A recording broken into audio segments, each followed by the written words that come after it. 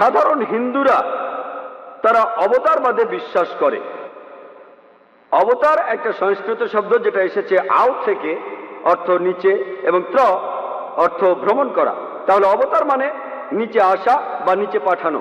আর Oxford ডিকশনারিতে বলা হয়েছে যে হিন্দু মাইথোলজি অনুযায়ী অবতার মানে কোন পূর্ণ আত্মা বা দেবতার পৃথিবীতে আসা মানুষের রূপ নিয়ে।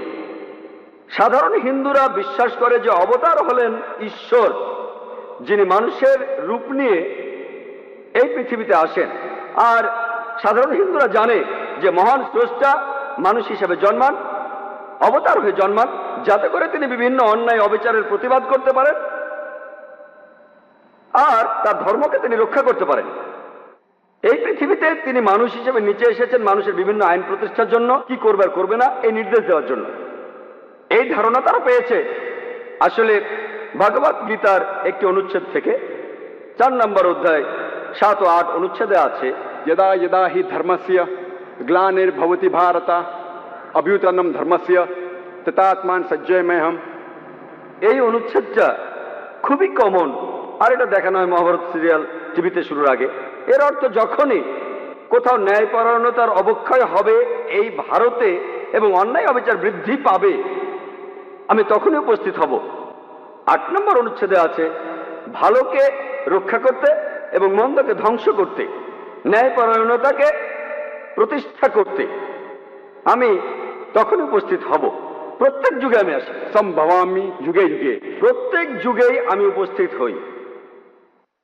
এই অবতারদের ধারণা এটা আরো বলা আছে ভগবত পুরাণায় 9 নম্বর খণ্ড 24 অধ্যায় 56 অনুচ্ছেদে বলা হচ্ছে, যখনই পৃথিবী অন্যায় আর অবিচারে ভরে যাবে, পুরো পৃথিবী পাপে পরিপূর্ণ হবে, তখনই আমি নেমে আসব। মহান স্রষ্টা তখনই নেমে আসবেন। এই অবতারবাদের ধারণা মহান স্রষ্টা মানুষের রূপ নিয়ে আসছেন। সব সাধারণ হিন্দুই এই কথাটা বিশ্বাস করেন।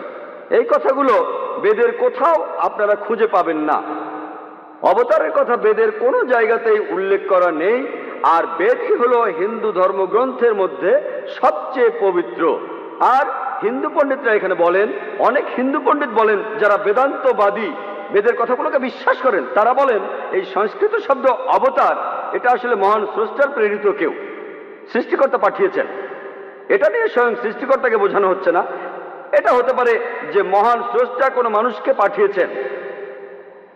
তাহলে এইসব পণ্ডিতরা বলেন আমাদের কোনো আপত্তি নেই যে মহান স্রষ্টা পৃথিবীতে কোনো মানুষকে পাঠিয়েছেন। আপনারা যদি বেদ পড়েন, সেখানে অনেক ঋষির কথা বলা হয়েছে যাদেরকে সৃষ্টিকর্তা পৃথিবীতে পাঠিয়েছেন মানুষকে পথ দেখানোর জন্য।